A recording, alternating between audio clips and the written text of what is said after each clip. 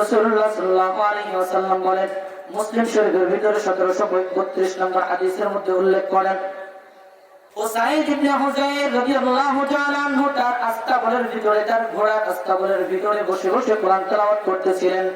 এতে জানাত ফরাসুহু, যখন কোরআন তেলাওয়াত করে ঘোড়াগুলো লাফাইতে লাফাইতে ছটফট করতে করতে লাফায়। আর ওই স্থানের পাশে উসাইদ ইবনে হুযাইর রাদিয়াল্লাহু তাআলা আনহুর সন্তান ইয়াহইয়া পাশে ঘুমোচ্ছিলেন।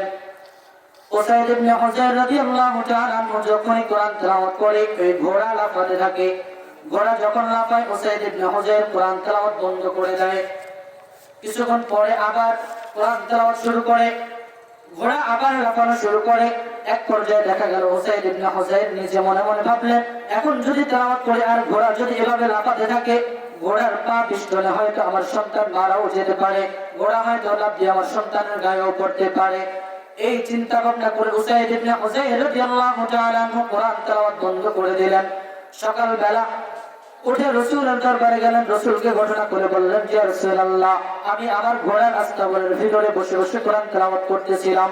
যখনই কোরআন তেলাওয়াত করে ঘোড়াগুলো লাফাইতে থাকে, আমার আশঙ্কা হইল এই ঘোড়াগুলো লাফাইতে লাফাইতে না জানি আমার সন্তান ইয়াহইয়া এর গায়ের উপরে পড়ে, আমার ইয়াহইয়া যেন মারা না যায়।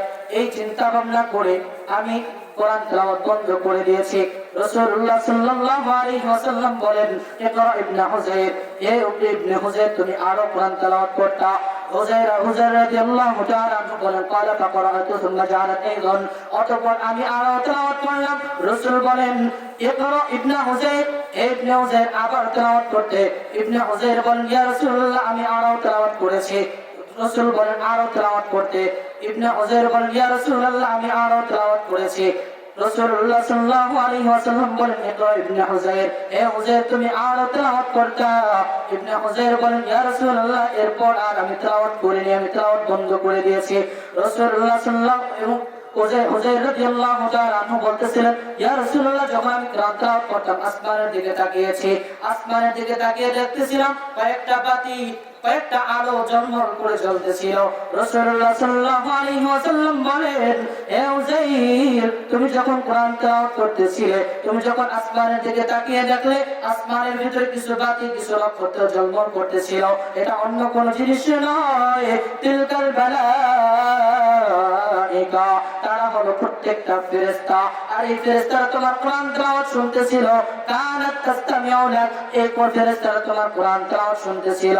ওয়ালাউ করাতা, এবং যদি তুমি আরো তেলাওয়াত করতা, লাসবাহাত ইয়াহান্নাস, আর এই তেলাওয়াত যদি তুমি সকাল পর্যন্ত জারি রাখতে, আর সকালবেলা যখন মানুষ নামাজের জন্য আসতো, মা তাশতারিতু মিনহুম, হয়তো এই মানুষগুলো এই ফেরেশতাদেরকে সচক্ষে দেখতে পারতো।